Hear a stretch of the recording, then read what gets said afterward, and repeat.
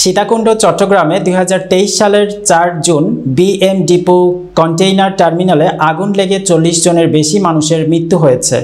সেই টার্মিনালটি নেদারল্যান্ডস বাংলাদেশ যৌথ মালিকানায় তৈরি হয়েছে 2011 সালে।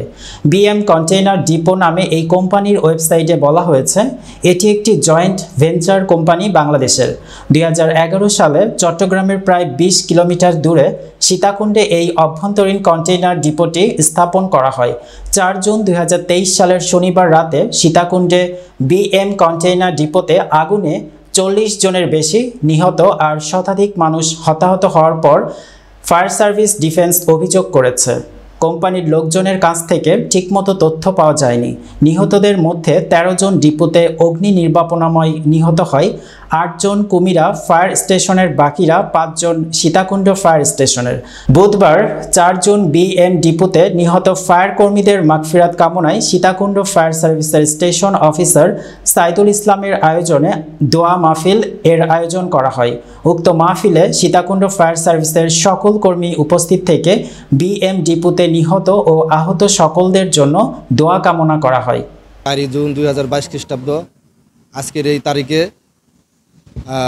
রাত 11:40 সময় সীতাকুণ্ড ফায়ার স্টেশনের leader Lipon Chakma, fire fighter Salauddin Kader Chowdhury, Ramzan, Robiul এবং ফরিদুজ্জামান, এই সীতাকুণ্ড ফায়ার স্টেশনের 5 জন এবং কুমিরা ফায়ার স্টেশনের 8 জন, মোট 13 জন সদস্য সীতাকুণ্ড বিএম ডিপোতে ভয়াবহ অগ্নিকাণ্ডে তারা শহীদ হন।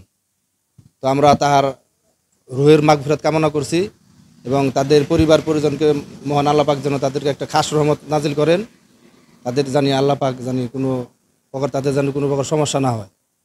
তো সবাই দোয়া করবেন এবং আমরা আজকে ছোটোখাটো একটা আয়োজন করছি যাতে আল্লাহ পাক আজকে এই দোয়ার মধ্য দিয়ে তাদের যাতে আল্লাহ পাক তাদের জান্নাত দান করেন এবং জান্নাতের উঁচু মাকামে তারা যেন স্থান পান।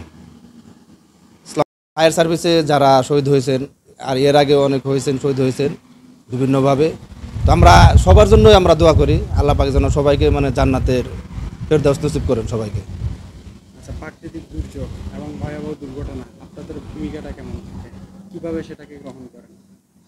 তো আমরা আপনারা জানেন যে ফায়ার সার্ভিসের কাজ 4টি: ট্রেনিং দেওয়া, অগ্নি নির্বাপন, চাপা পড়া আটকে পড়া লোকদের উদ্ধার করা এবং প্রাথমিক চিকিৎসা দিয়ে তাদেরকে হাসপাতালে স্থানান্তর। তো আমরা সবসময় ফায়ার সার্ভিস নিয়োজিত আছে। যে কোনো প্রাণী, মানুষ, গরু, ছাগল, বেড়া, শেয়াল, কুকুর, যে কোনো প্রাণী উদ্ধারে আপনারা জানেন ফায়ার সার্ভিস নিয়োজিত। আমরা মেসেজ পাওয়ার সাথে সাথে আমরা তাৎক্ষণিক 1 মিনিটের ভিতরে আমরা স্টেশন ত্যাগ করি এবং দুর্ঘটনাস্থল থেকে আমরা ভিকটিমকে উদ্ধার করে আমরা তাদের হাসপাতালে স্থানান্তর করি। জনগণের দেশের জনগণের জানমালের নিরাপত্তা দেওয়া হলো ফায়ার সার্ভিসের প্রধান কাজ। তো সেই হিসাবে আমরা নিয়োজিত আছি।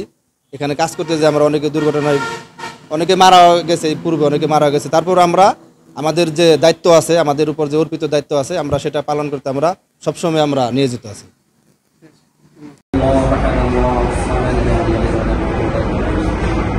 আল্লাহ আয় রব্বুল আলামিন আমাদের সকলের মোনাজাত